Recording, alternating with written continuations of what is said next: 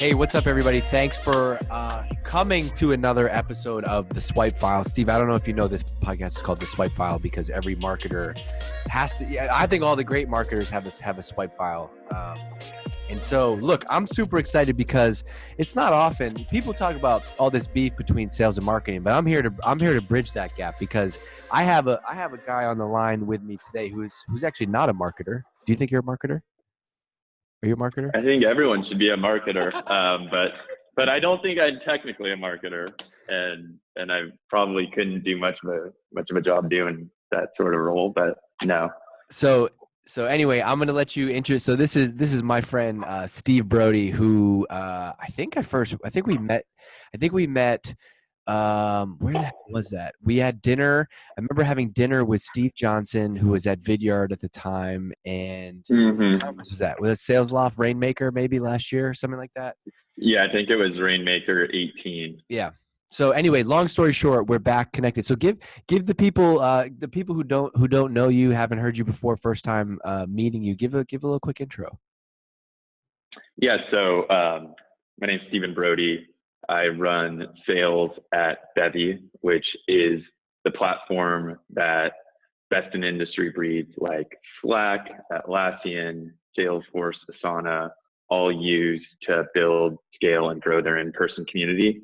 Prior to working there, I worked at MuleSoft and subsequently Salesforce when we were acquired. At MuleSoft, I started with a team of 7 account development reps, and that grew to a team of 67 in the Americas inside org. And my last role at MuleSoft was running business operations. So I stood up that role and was focused on, amongst other things, sales effectiveness. And I'm super excited to be here. I've got a bit of a weird background. I actually came to sales by way of Army Special Operations. So if you hear a lot of terrible analogies or jargon, feel free to cut me off and call me out and ask what it means. I don't often catch myself, but it's been like 7 years, so I should be good. Also, I've worn Hawaiian shirts every day for longer than 400 days now, so I'm easy to spot. Okay, hold on. There's about 14 things I want to unpack with you there. Yeah. Wait. So 400 days ago, as DC and everybody else at Drift would tell you, I'm not a math guy, but that's like a little bit over a year. What happened over a year ago that made you make the switch to Hawaiian shirts? So truth be told, this all started as a passive aggressive jab at Salesforce. Someone announced that, the company announced that we were getting acquired by Salesforce. And I think, truth be told, Salesforce is an amazing organization. And frankly, I really respect their ability to drive just continued success. And frankly, I think the acquisition of MuleSoft was brilliant. And it's really paying dividends for them. But when we were acquired by Salesforce, having sort of hired against their brand in terms of talent for years, I was really sort of adamant about the fact that we needed to address the fact that culturally, I think we were very different companies. And so I talked to our CEO, who was about to put on an all hands, and said, "Hey man, you got to call out the fact that we've got different cultures." And he got on stage, and Greg Schott, to his credit, is one of the most thoughtful, well-spoken, amazing leaders I've ever had the opportunity to work with. And I say that, and I've literally worked with people who have, the Medal of Honor. So I think that's saying a lot. But it was the one time I saw him slip up, and he basically got on stage, and I think he sort of froze and said, look, like Salesforce, I probably shouldn't tell this story now that I think about it, but he's like, Salesforce and MuleSoft, we've got a very similar culture. They've got 4 core values. We've got 4 core values. And I was like, oh man, get out of here. So I went and I gave him a really hard time about it. And I'd been wearing a Hawaiian shirt to celebrate Keith Block coming in the office. And the next day I decided to go up to him and wear another Hawaiian shirt. And I was like, look, Greg, same core values. And he's like, dude, you're a jerk. And he was right, I am. But I realized a few things. First of all, I'm 6'3" white guy, and I'm probably inherently not all that approachable by virtue of that. Especially if people find out that I spent 6 years going to war every night. And I think that what I've found as I continued to sort of wear Hawaiian shirts was that it's really disarming. Like, people are a lot more likely to assume that I'm friendly and approachable, and I want them to, because I think I am and can be. And second of all, it's the sort of Zuckerberg thing where I've got a very, very focused morning routine, a finite amount of time in which I've got to do it. And the last thing I want to do is be expending mental energy thinking about what I look like every day. And I'd rather look stupid than look like I'm trying. So, my only issue with Hawaiian shirts is I think, like, as summer approaches, they're kind of coming back in vogue, and I don't want people to think I'm stylish by any means. So hopefully, the fact that I'm wearing Merrill shoes every day that look like you're supposed to be, out rock climbing, gives people the impression that I certainly don't have style. But that's the long and short of it. If we don't talk about marketing and sales at all in this podcast, I'm good, because I want to have a conversation with you. Okay, so that's that. So did that lead to you? Did that whole experience, like, is that why you ended up leaving Salesforce MuleSoft? Was because of that? If that was handled differently, would you still be there, or is this a product of you wanting to go do something anyway?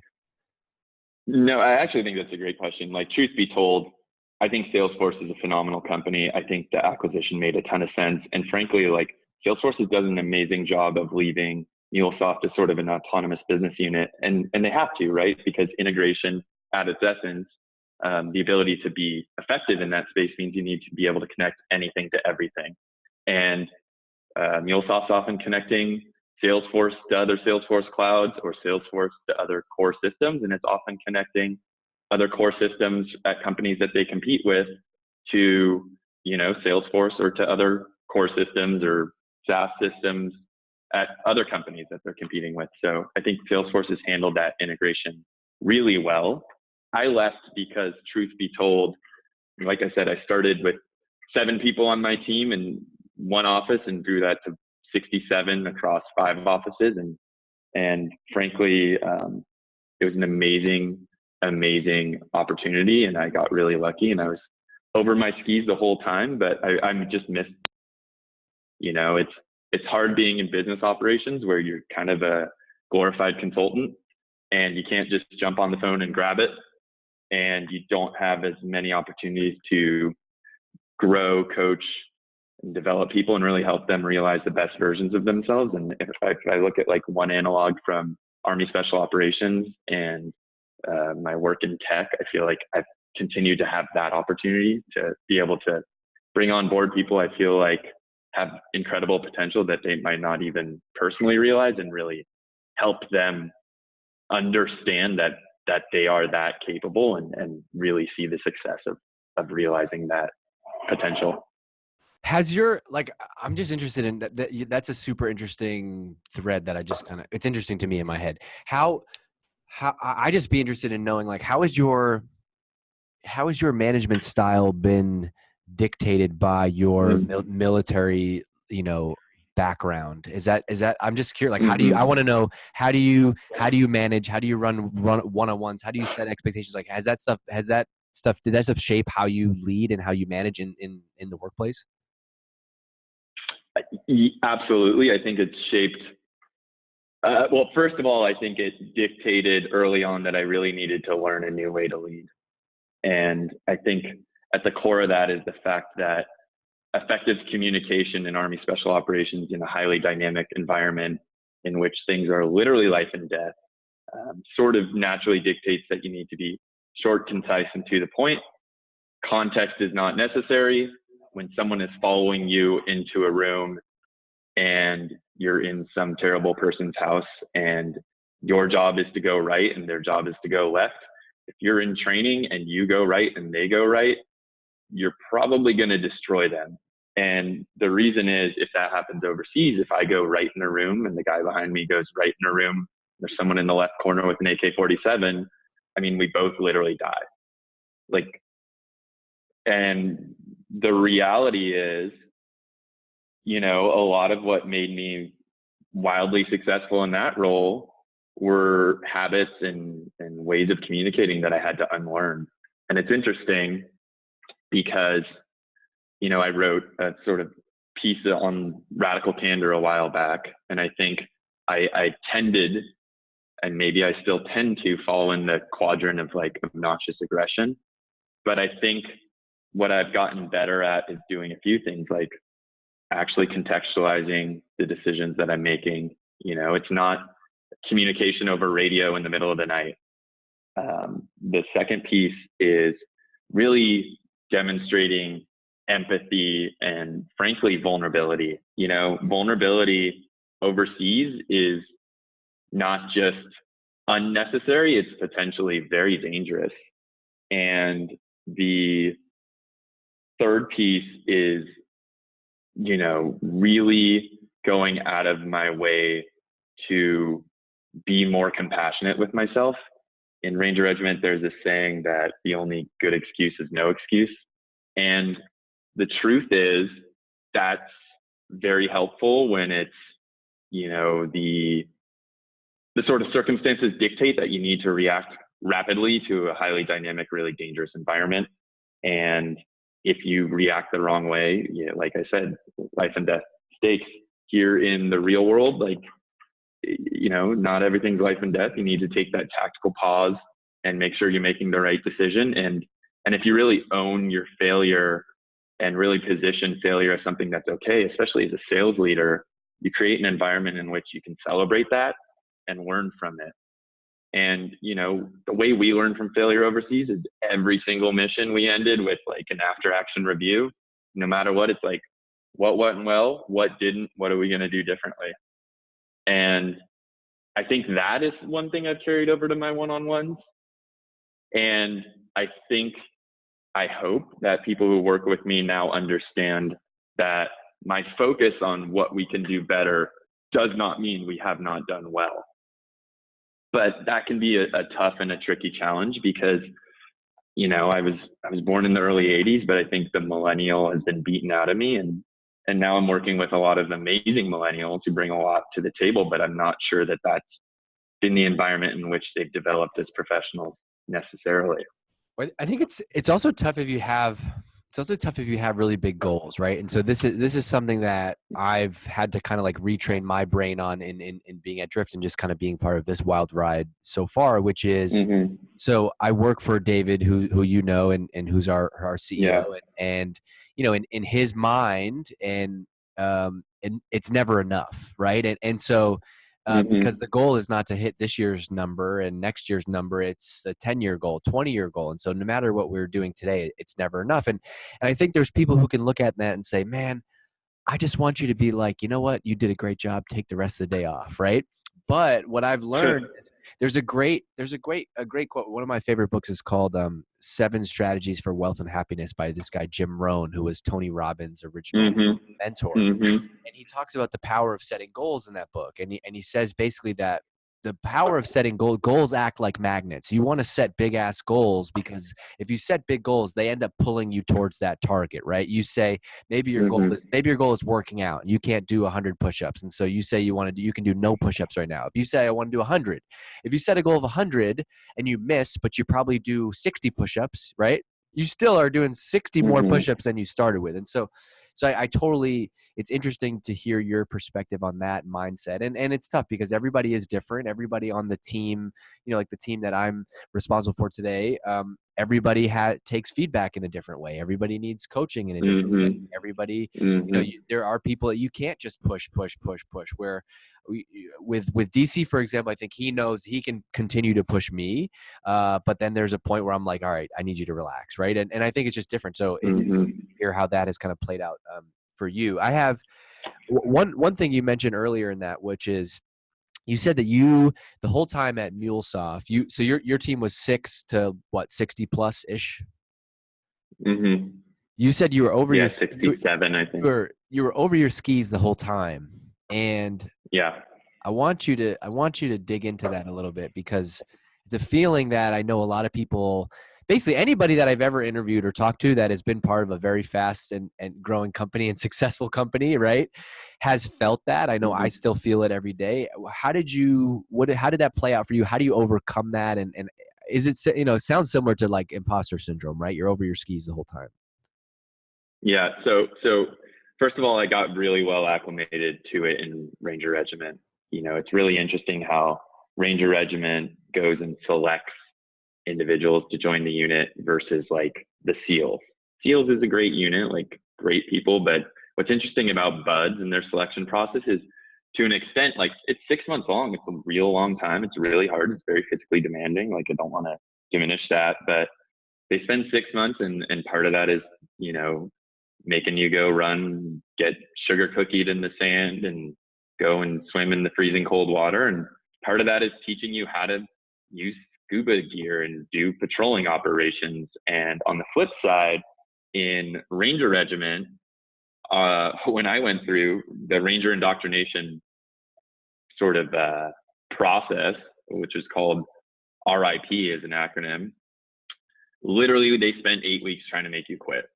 And then they, like, if you made it, and you might start with 360 people and 16 made it, they basically had just identified people who, when the going got like really truly tough, to the point where like no human being physically is strong enough to just continue to persist and persevere unless you can like shut off your mind and just grind it out.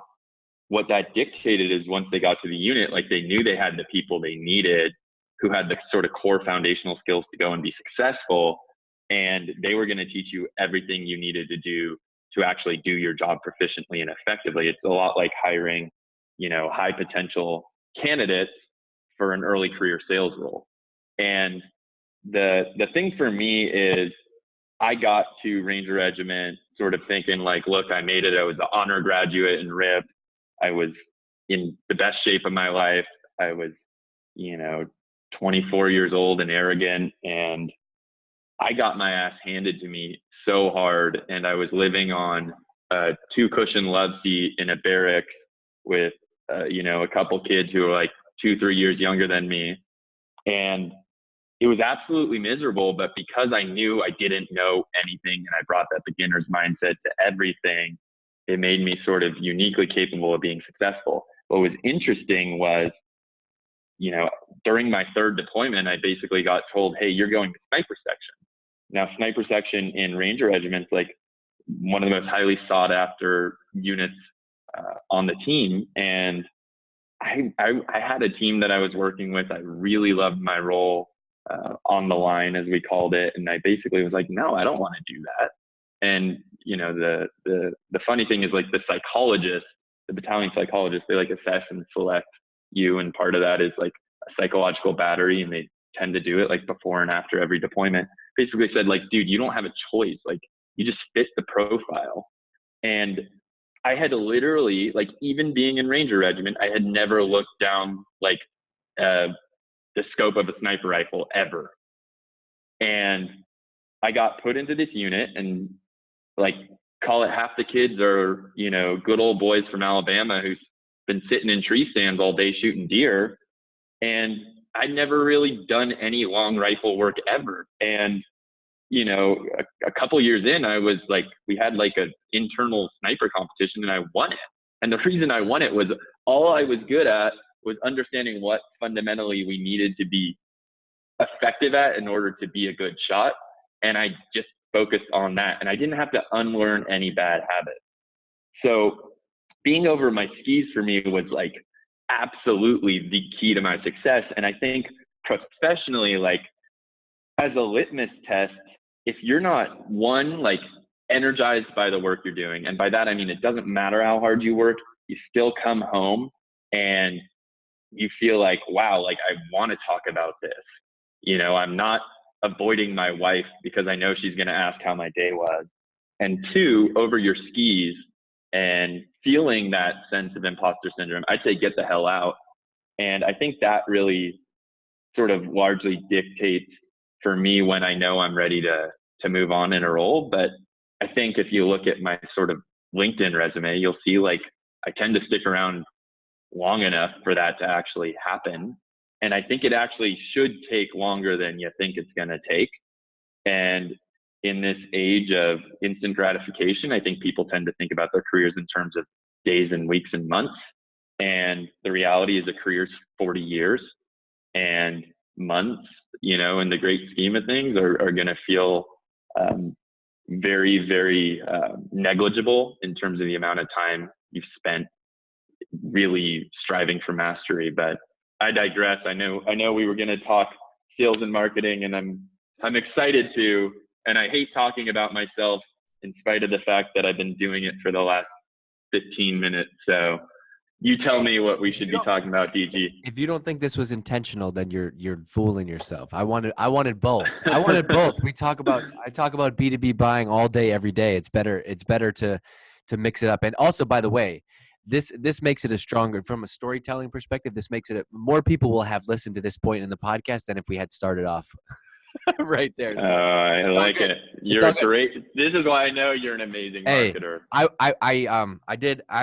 went to your LinkedIn profile because I was like, what is he talking about? He stays at places a long time. And so you're so in on the Hawaiian shirt thing that not only do you have a Hawaiian shirt on in this video, but you have an avatar on LinkedIn that is you, a nice caricature of you in a Hawaiian shirt, and then your background, the background image is it doesn't look like Tommy Bahama, it looks like a Tory Richard. There we go.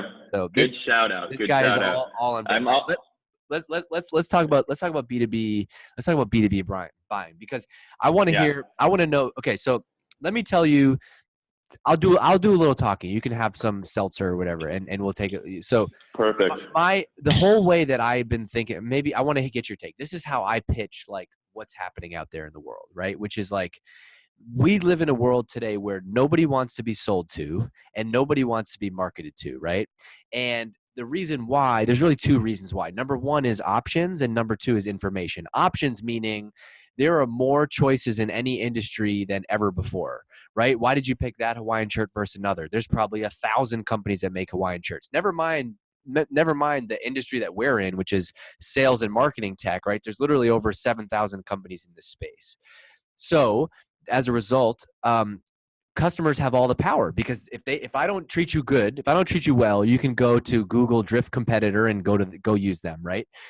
The other one is information. Number two was information. Information meaning like information is now free. I can find anything out about you, about your company, about basically anything that your product and services is, without ever having to talk to anybody on your team. Like, my wife and I have two like personal examples of this in the last couple months. My wife and I woke up Saturday morning and we're like, we've had this mattress forever. This mattress sucks. Let's get a new mattress. She literally pulls out her phone. She bought a mattress within 20 minutes on her phone, and it was at our house in 2 days. Okay. 2 months prior to that, we bought a new car. The way we bought the car was like the opposite of how my parents have bought a car, which is like, you go to the dealership 15 times, you go there with no information. We did all our research online. I said, I don't want to be here all day. I don't want you to sell to me. I want to drive a car off the lot today.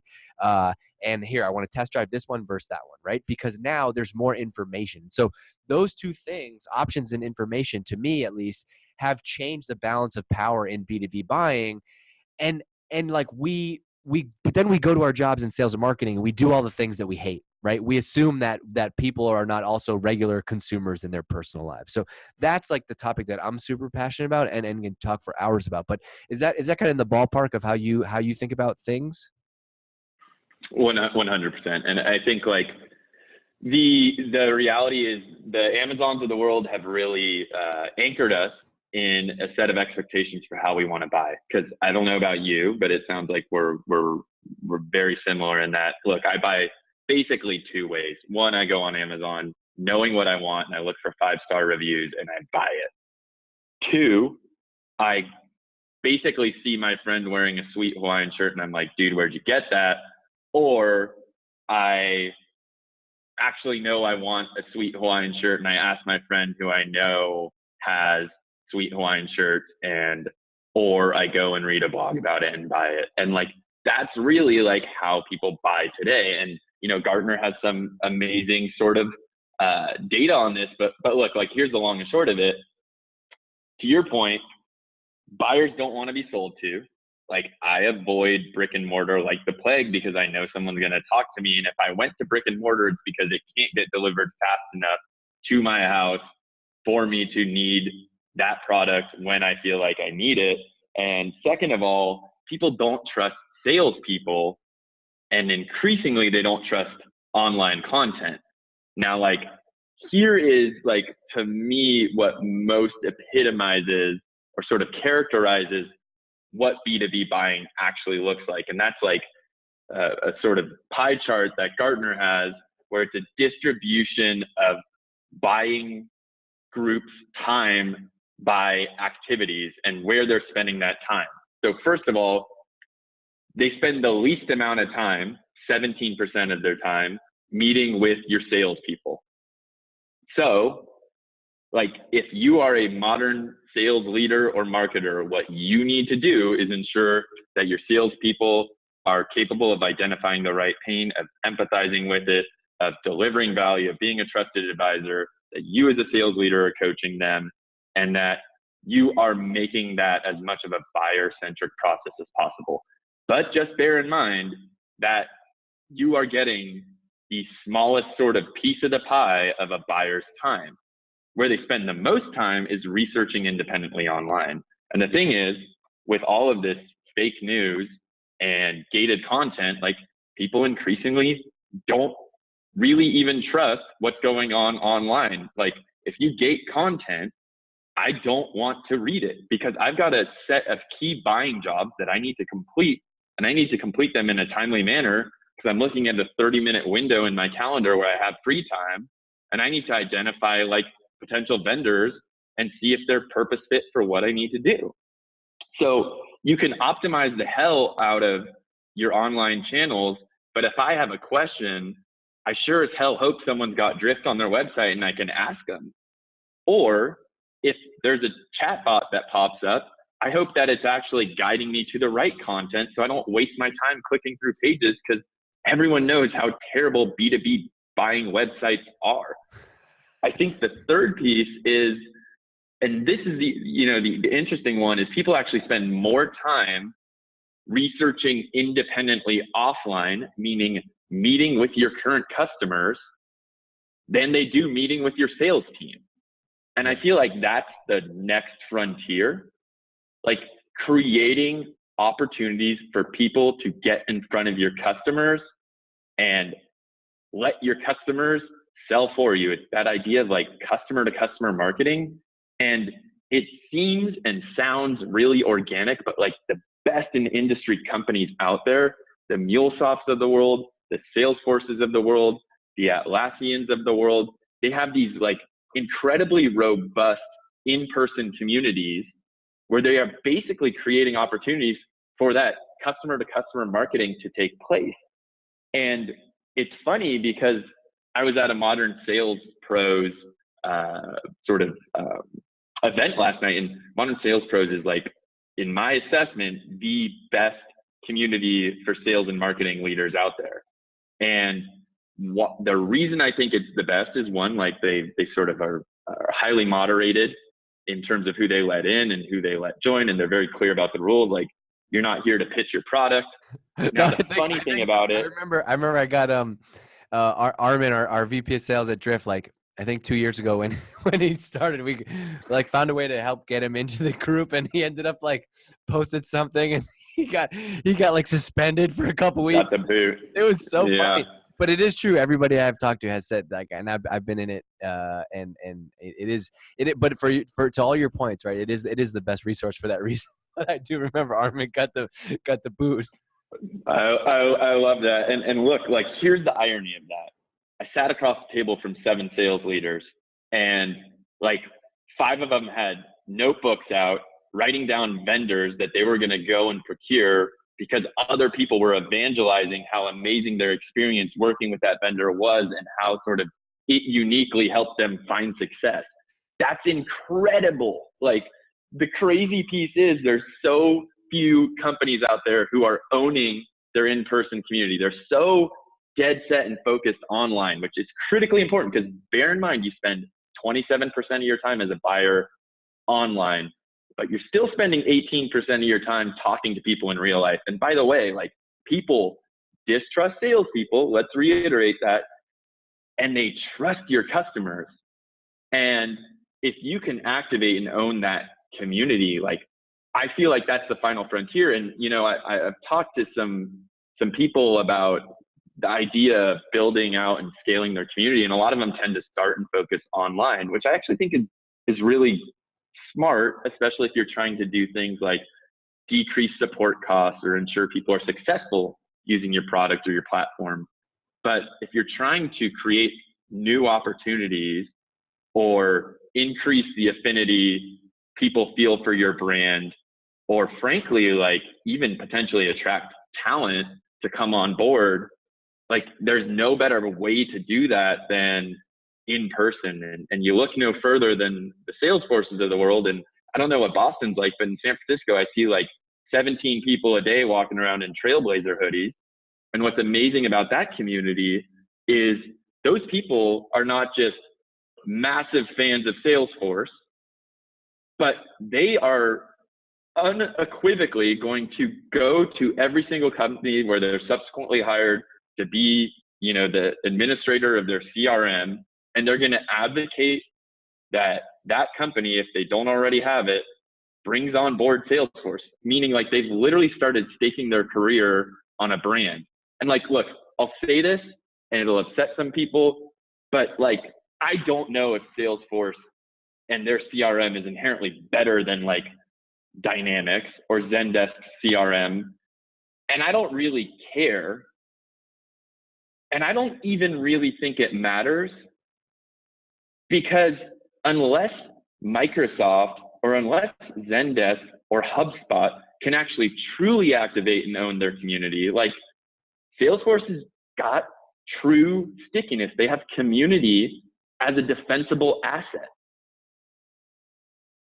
I think that is like the problem is like most people don't want to do that because it's not instantly scalable in the sense of like you got to go, you're going to go do your first community meetup, right? You're going to get like 8 people there. I think marketers want to bias for the like, what's my best chance at getting 800 people, right?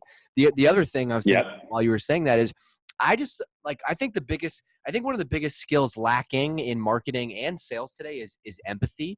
And actually like the most selfish form of that, which is like, I always think about which ads, which headlines, what do I read? What do I actually use in my world? And then that email that I'm about to send out or that webinar that we're about to do, would I actually go to that, right? Because if the answer is no, then I'm just kind of peddling some crap that like I wouldn't go to anyway and then expect somebody else to do that. So I think that's really important. And in the lines of empathy, the most value for me that I get, honestly, is when I go to something and I get invited to a lunch. And that lunch is 10 other people who are just like me in the same job at a different company. Because those are like, and I'm sure you felt the same way. Like, to me, that's almost like the therapy lunch where you're like, whoa, okay, all these other people are also way out over their skis. All these other people also don't know how to track this thing either. Oh, all these other people are dealing with this other thing. And so you realize like, man, we're all kind of in this together. Like nobody is that much different than I am. Like that's super beneficial. But then also I think about like how I buy, right? Enough if I'm going to go buy a new piece of technology for Drift, right? Very rarely the first thing that I'm going to go do is go to somebody's website and talk to somebody on their team. I'm going to go read reviews, or I'm going to send an email or text a friend that is in the same industry and be like, hey, do you have any experience with blank? The other reason why I think your point about groups and communities is so powerful is people at least like me, I don't know if you're the same, but for me, I'm driven by curiosity and this whole mindset of like keeping up with the Joneses. And so if you told me that the VP of marketing at one of our competitors has some secret tool that they've been using to automate blah, right? I'm instantly like, what is it? And why are they using it? And how did they do it? And does it do that? And so I think that is the power of hearing that. And I think that to me, that's a great shift in marketing and sales, because it means there isn't so much bait and switch anymore. You can't just like, you're not going to win deals just because you were the only company to write a blog article about that topic. Yeah. And you hit a really great point. Like, I think by the way, the online channel is still critically important. Let's not move past that. It's where people spend the majority of their time. But where do you spend your time online? That was going to be my headline for this episode. Stephen Broudy says online is dead. No, yeah, I know. Well, look, here's the thing. I love online. I love going and finding a chatbot that, can give me some answers and help me understand if I should even be talking to someone or maybe talking with a live agent.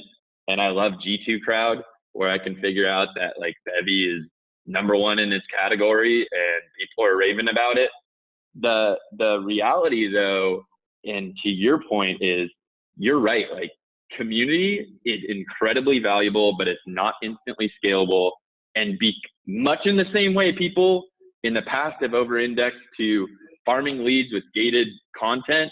I think people in the past also over-indexed and continue to a large extent to over-index to these massive in-person user conferences that cost $3 million, where you get 800 people, or you put on 8 events in 8 core cities. And that's great. You should do that. But once you activate those like brand evangelists, and once you activate those prospects and get them excited, like then what? Like where do they go? How do they continue to maintain that level of affinity and energy for your brand? And how do they sort of go and reciprocate? Because like, I know you've read Give and Take, but like a lot of people are matchers. And if you go to a great user conference, they're going to be like, wow, Drift is awesome. I'm going to tell a bunch of people why it's awesome. But if Drift doesn't have a community where they can go and do that, or a dinner where you can go and sit down across the table from someone and you're not beholden to anyone, but you still want to talk about how awesome they are.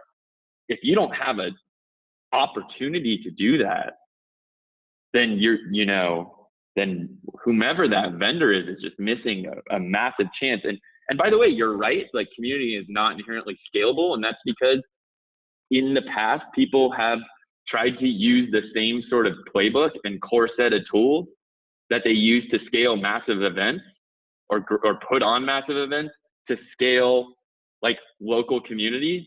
And that inherently does not work. If McDonald's had to have the same landing team to land at every single restaurant in every single market, then they wouldn't be a $121 billion company or whatever they are. Like they understood that if you have like a franchise model for scaling, like a core set of assets, a core set of standards, and you vet the people who are going to carry your brand into new markets, like that is the way you go and scale community, or frankly, really scale anything. And look, Shake Shack is great. I don't know if they're a franchise or not.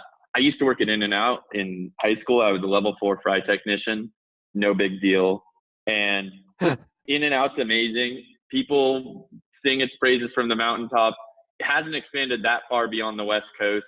It is not a franchise. It is owned by one lady who I once saw do a dance at Windsor Waterworks when she was 16 years old. It was pretty funny. And look, if they franchised out In-N-Out and were able to still maintain the quality of the product,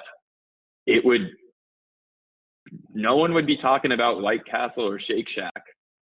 And frankly, like whatever, I don't know how big that business is, but I imagine it'd be a hell of a lot bigger. And I still think they can maintain the integrity of the brand. And frankly, they might even learn some new things along the way. All right, we got about 5 minutes left, and we could talk about B2B buying forever, but I want to go back to this because this is the stuff that I love, and I want to just ask you about it. Let's wrap up with this. Earlier on, you said that okay, so you started wearing all the same clothes. I wear t-shirts and hoodies every day for that same reason, and you said that you have a very strict morning routine. Give me a look into your morning routine. I want to know exactly what you do in the morning. Yeah. So I wake up at 5 every day. I immediately go into the other room and meditate for 20 minutes. I get on the bus. I go to the gym. I work out. I continue to sweat after showering, which is why Hawaiian shirts are absolutely amazing. I come into work and I go through like a deliberate planning process every morning. And by the way, like, here's the thing about me. People, even my own friends, think I'm like incredibly disciplined and just that is like an innate natural talent. I think some people in my life did me a massive disservice by telling me I was slightly above average in terms of intelligence, and it frankly made me chronically underperform and underachieve basically until I was in Ranger Regiment. And what I learned there is like discipline is a function of habit, and like if you rely on motivation, whether intrinsic or extrinsic, in order to maintain that level of discipline, you're destined for failure. So I do the same thing every day. I've pre-packed all my clothes the night before, and frankly, like I wear stupid Hawaiian shirts, and I could probably get dressed in the dark and I would look exactly the same. So What time do you go to bed? It saves me not early enough. And that's been a recent thing because I feel like I've just been so energized in this new role that I'm like just amped, you know. I get home and I just want to like stay on top of it and get at it. And you know, you referenced Jim Rohn and Tony Robbins. Like I think when you step into a new role as a sales leader, especially when it's really nascent and early on, like we are, you sort of overestimate what you can do in a day and underestimate what you can do in a week. And I know the way Tony Robbins frames that is through the lens of like 1 year and 10 years, but I think it's a sort of microcosm of that same experience. And the one other thing that I forgot is I read every night in order to fall asleep. And when I'm on the bus, because I get bus sick, I use Audible to pick up where I was on Kindle. Cool. Because I can't really look at my phone, and it helps me get through things faster. I loved what you said on a past podcast about like, look, you're not trying to sort of be able to re-articulate a book for a, you know, college exam. You need to be able to take and extract out one key lesson. I like to highlight stuff because it helps me sort of resurface it. And I have a sort of system where I index everything I highlight, actually automatically. So maybe David and I can geek out over that sometime, because I know that. So you and he are huge readers. You highlight from the Kindle, and then that automatically gets exported somewhere, and then you can go search for it later. Totally. So when someone brings up a book, sometimes I don't even remember if I read it or not. Like, I know that sounds stupid, but I've been hitting the head a lot. I'm terrible with names. And I'll search Evernote where it gets indexed automatically.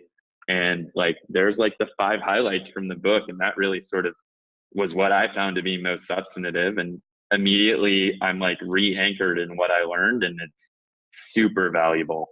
Yeah, I love that. I find that like the more that the thing for me, like the reason why I have fallen in love with reading now is because I feel like I'm on this streak of like an endless amount of creativity and ideas. And I've realized that the only reason that's true is just because of reading. That it's like this amazing hack to like just come up with ideas for any scenario or situation. So that's been really cool. The challenge that I have though is I can't really read. If I read like a book, like, and I really only enjoy reading to learn. Like I'm not like, you won't catch me just like on a beach for 5 hours. No fiction. Like, no, I don't really read any fiction. So the problem is though, like I can't really read like a tactical business book before bed, because then my mind is just like, oh, we should go do that. We should, and then I got to go and like go write it down and do that. So my like at night I'll read either like a book that's not about marketing or like a biography. So that way it's like I don't really need to highlight or take notes. And then I try to be disciplined and like get 20 minutes of like learning. And I never really read that much in school. I treat it like studying, where like 20 minutes a day I try to read some book that's going to make me better at life. And that could be marketing, but it also could be, I just read a book called Why We Sleep, about from a scientist about how people sleep. And that was a good example where like, instead of reading 400 pages in that book, I flipped around to a bunch of different chapters. I learned 4 new things about sleep that I didn't know before. And now I can go on, right? I don't have to memorize every word of that thing. Totally. I mean, you and I are a lot alike, and I think you sort of hit the nail on the head. I'm guilty of reading like the tactical business stuff at night, because I'm often coming home and saying like, man, I have no idea what the hell I'm doing. And again, I think the thing about reading that I love is the ability to get like not an inch deep, but a mile deep. on one like specific topic, even if ultimately you only extract out 3 nuggets. Again, I feel imposter syndrome in conversations. And if I hear something I don't understand and I can't speak authoritatively to, I'm not going to speak at all.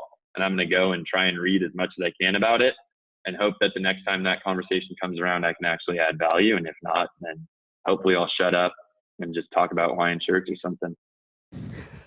I love it. Well, this was amazing. I would love to keep talking to you for hours, and we'll probably do a couple. We'll have to do a follow up at some point. But hey, thanks for coming on the show. Just real quick, give a little. Even though you're a sales guy, we'll let you do a little plug. Where can people go and find you if they listen to this and they like the episode, they want to hit you up? Where can they find you? Yeah, I think the best place to find me is on LinkedIn or Twitter. My Twitter is @Stephen Broudy, which, by the way, Ellis Island really botched that. So it's spelled B as in Bravo, R as in Romeo, O as in Oscar, U as in uniform, D as in Delta, Y as in Yankee. And if you can't tell, telemarketers love me. Or support agents, I guess. Awesome. Well, Steven, thanks for doing it. I will hopefully see you soon. And I'm going to take these off because they're making my ears sweat, and we'll see you around.